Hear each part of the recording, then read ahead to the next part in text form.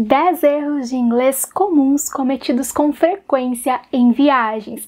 Às vezes, eles são cometidos também em outras situações, mas o foco do vídeo é para os viajantes. Para quem não sabe bem inglês, está com uma viagem marcada e precisa conhecer pelo menos o básico. Um erro muito comum de inglês acontece em momentos em que as pessoas vão preencher cadastros. Isso porque aqui no Brasil nós temos o costume de preenchê-los colocando primeiramente o nosso primeiro nome. Mas na maioria dos países iniciaremos com o nosso sobrenome. Então você precisa se atentar ao título do campo de preenchimento. Se estiver escrito last name, começará pelo sobrenome. Também é possível que no lugar de last name esteja escrito surname, mas ambos significam sobrenome. O primeiro nome é first name e apenas a título de curiosidade nós também temos a palavrinha nickname, que significa apelido. O segundo erro acontece bastante e ele pode até causar uma situação estranha, dependendo do momento. Trata-se do uso da palavra pretend.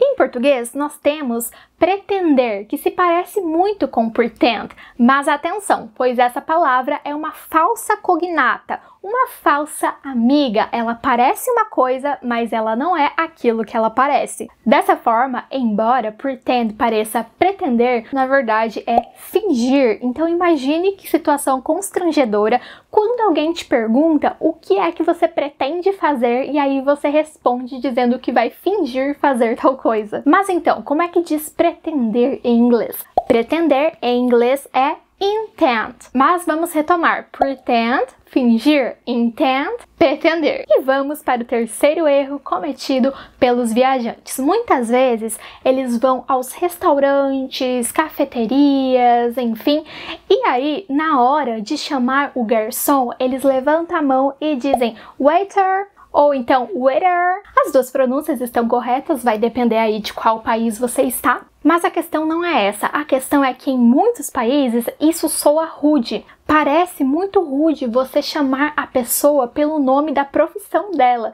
E é claro, você também não vai saber o nome do garçom ou da garçonete, então o mais indicado é que você levante a mão, ou então faça um sinal e diga excuse me, com licença, e então faça o seu pedido. E aí entra o quarto probleminha. Não é exatamente um erro tal qual o anterior, mas soa um pouco rude, então é melhor evitarmos. Que é falar I want.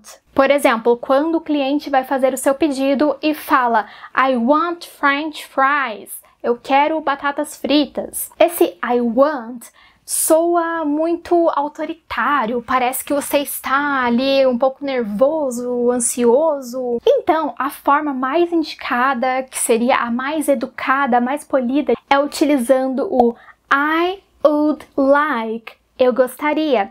Esse would antes do verbo, ele vai transformar o nosso verbo no futuro do pretérito. Eu iria, eu faria, eu comeria, eu pediria. Nesse caso em questão, I significa eu, like significa gostar, gosto. E aí, quando nós colocamos esse would, que seria esse iria antes do verbo gostar, vai ficar gostaria. Então, I would like, eu gostaria. E aí, o nome do prato que você deseja vai soar muito mais educado. Nesse mesmo sentido, outro equívoco é falar a frase correndo, porque você tem aquele impulso, aquele desejo de falar logo, de conseguir se expressar e esquecer de utilizar palavras como o please. Geralmente é você que está ali pedindo uma informação, então seja educado na sua pergunta, que isso vai facilitar muito a sua vida no momento de obter a resposta. Muitas pessoas reclamam de quando vão para outros países